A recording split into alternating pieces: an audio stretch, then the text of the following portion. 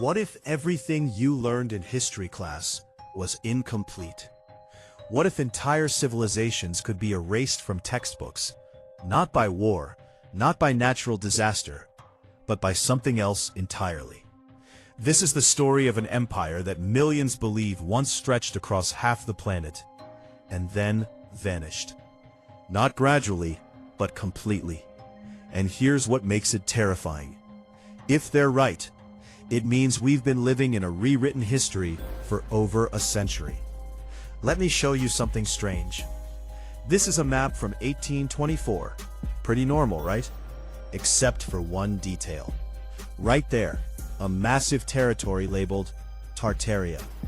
Not a country, not a region.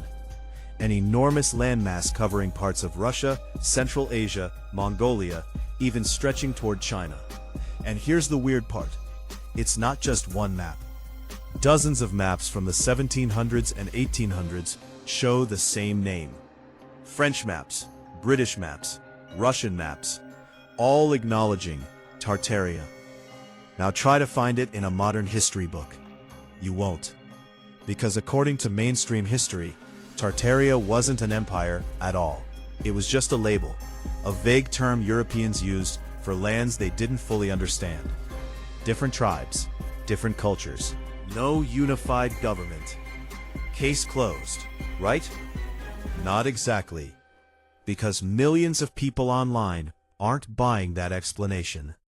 And they've found something that makes them question everything. Around 2016, something strange started happening online. People began noticing patterns. Why do so many old buildings around the world look so similar? Massive domes, giant columns, intricate stonework. Buildings in Russia look like buildings in America. Structures in Chicago resemble ones in Paris. The official explanation? Architectural styles. Neoclassical, Beaux-Arts, Second Empire. But some people asked a different question. What if these buildings weren't built in the 1800s at all? What if they're older? Much older. Here's the theory. Tartaria wasn't just a place. It was a global civilization. An advanced empire that built incredible cities across the world. And then, something happened. A catastrophe. They call it the mud flood.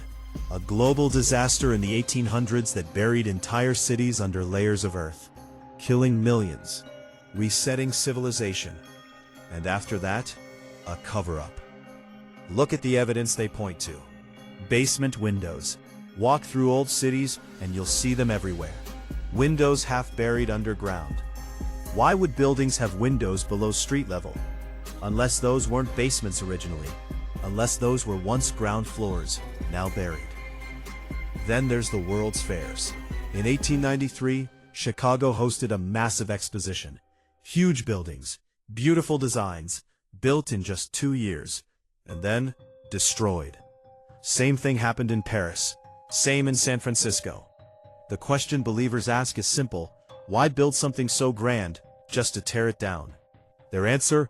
Because those buildings were already there, left behind by Tartaria. There's even a declassified document from the 1950s that briefly mentions Tartarian history being suppressed. It's vague, unclear, but for believers, it's proof. Now I know what you're thinking. This sounds crazy, and maybe it is.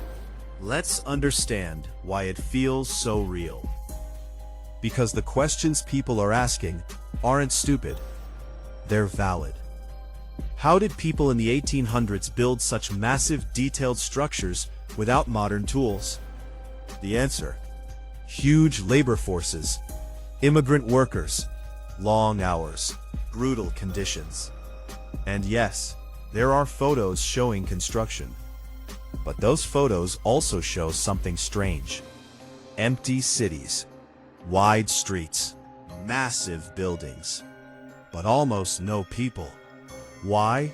The official explanation is long exposure times in early photography. Moving people didn't appear in photos, which is true, but still, it feels eerie, like ghost cities. And then there's the buried structures. Doors underground. windows below street level. The real explanation? Cities rise over time. Layers build up. Flooding forces streets to be raised. New construction happens on top of old. It's documented. It's real. But when you see it everywhere, it starts to feel like a pattern. And humans are wired to look for patterns. So why does this theory stick? Because it taps into something deeper. A feeling. Look at old buildings. Then look at modern ones. Glass boxes. Concrete blocks. Efficient, but soulless. Then you see a 100-year-old building, covered in detail, art, craftsmanship, and you think, how did we go from that to this? The Tartaria theory gives an answer. We didn't build those. We inherited them. From a civilization that cared more about beauty, about legacy, about permanence. It's a powerful idea, and honestly, it's a comforting one.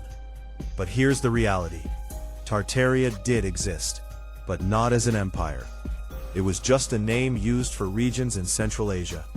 As maps improved, the name disappeared, replaced with more accurate ones. Those buildings, we know who built them. Architects, blueprints, construction logs. The Chicago World's Fair? Designed by real people.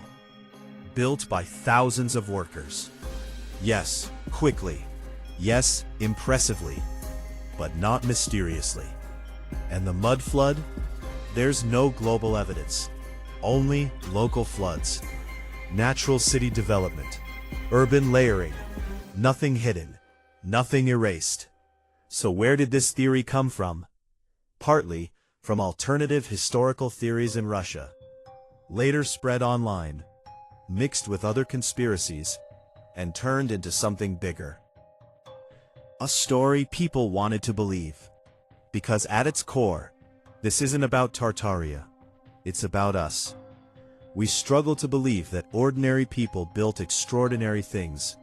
Because today, we don't build like that anymore. Not because we can't, but because we choose not to. We prioritize speed, profit, efficiency. And somewhere along the way, we lost something. The real story isn't a lost empire. It's millions of workers building incredible things under harsh conditions. People whose names we don't remember, but whose work still stands. And maybe that truth is even more powerful than the myth. So no, there was no hidden global empire, no erased civilization, no secret reset, just history, complex, human. But the real question is this: why do we want to believe otherwise? Why does the idea of a lost golden age feel more real than human effort? Why is it easier to believe history was hidden than to accept how much people sacrificed to build the world we inherited? Because maybe the real mystery isn't in the past,